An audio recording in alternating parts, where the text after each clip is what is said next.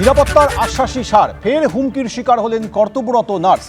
আরজিকর মেডিকেলে নিহত ডাক্তারের পরিণতি হবে এমন হুমকি দেওয়া হয়েছে বলে অভিযোগ। এবার মালদার চাঁচল সুপার স্পেশালিটি হাসপাতালে এই ঘটনা ঘটেছে। হুমকির শিকার হয়েছেন কর্তব্যরত এক নার্স। প্রভাব খাটিয়ে চাকরি খেয়ে নেওয়ার হুমকির অভিযোগ উঠছে রোগীর আত্মীয়ের বিরুদ্ধে। হ্যাপি ফ্যামিলির হ্যাপি স্মাইল। কসমো বাজার, পুজোর স্টাইল। করুণাময় সিংহ আমাদের সঙ্গে এই মুহূর্তে টেলিফোনে রয়েছে। করুণাময়, বিস্তারিত জানাও। দেখো, মালদার হরিশ্চন্দ্রপুরে এক বাসিন্দা চাঁচল সুপার স্পেশালিটি হাসপাতাল, সেই হাসপাতালে রক্ত অল্পতা নিয়ে চিকিৎসাধীন অবস্থায় ছিলেন।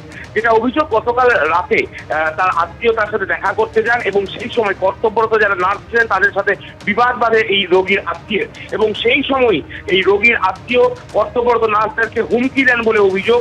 একদিকে বর্ণবিদ্বেষ মূলক যেমন আচরণ করা হয়, পাশাপাশি কিন্তু আরজি করে পরিণতি করে দেওয়ার হুমকি দেওয়া হয় নার্সদের। এই ঘটনার পর আতঙ্কের সৃষ্টি হয় হাসপাতাল চত্বরে, এবং তোমার বলে রাখি যে পাশাপাশি উত্তেজনার সৃষ্টি হয়।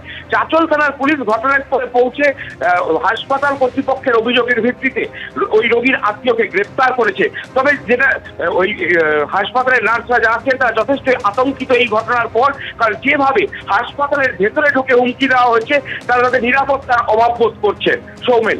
করুণাময়, তুমি আমাদের সঙ্গে থাকো। নিরাপত্তার আশ্বাসী সার, ফের হুমকির শিকার হলেন কর্তব্যরত নার্স। আটক কেন করলাম?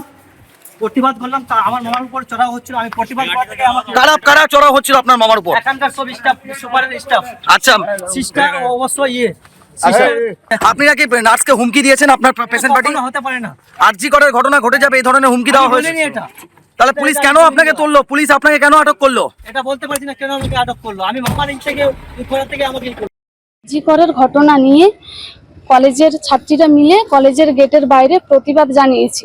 সেটা স্যার, বিভিন্ন স্যারই দেখেছেন, এবং অপরশু দিন আমরা কলেজের গেটে স্যারদের পারমিশন নিয়ে গেটের বাইরে স্ট্রিট পেইন্টিং করেছি। সেখানে আমরা বিভিন্ন ধরনের কর্মসূচি করছি, এবং সেই কর্মসূচি আমাদের চলতে চলতে বিভিন্ন ধরনের থ্রেট এসেছে।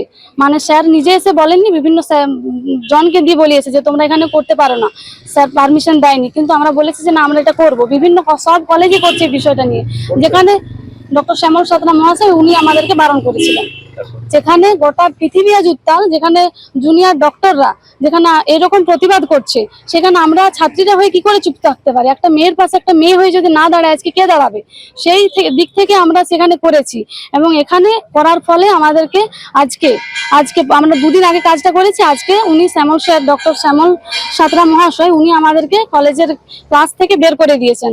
আমরা যখন জিজ্ঞেস করি যে স্যার কি অপরাধে আমাদেরকে ক্লাস থেকে বের করা হচ্ছে, উনি বলছেন তোমাদের কোনো কথা শুনবে না, তোমরা বাইরে আন্দোলন করেছো, বেরিয়ে যাও ক্লাস থেকে।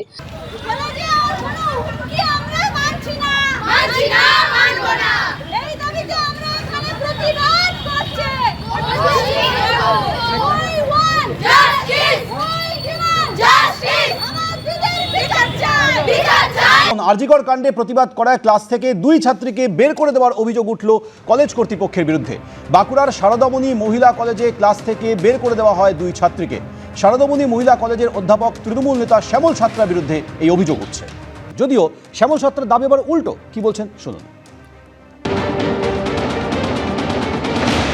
প্রতিবাদ তো আমিও করছি, আরজিকর কাণ্ডের প্রতিবাদ সারা পৃথিবী জুড়ে মানুষ করছে, কিন্তু ক্লাসের ভেতরে গিয়ে টাকা আদায় করা এবং ছাত্রীদেরকে চাপ দেওয়া, এটা কিন্তু আমি মেনে নিতে পারিনি। এই কয়েকজন মিলে আজকে এই আরজিকরের কাণ্ডকে ধরে ইসিউসিআইকে কলেজের মধ্যে প্রবেশ করার চেষ্টা করছে তারা, এবং ছাত্রীদেরকে জোর করে চাপ দিচ্ছে মিটিংয়ে যেতে হবে, মিছিলে যেতে হবে, টাকা দিতে হবে। এর প্রতিবাদে তাদেরকে বলেছি তোমাদের নামে অভিযোগ আছে, তোমরা এখন বাইরে যাও, নিজেরা ঠিক হও, পরবর্তীকালে ক্লাসে আসবে।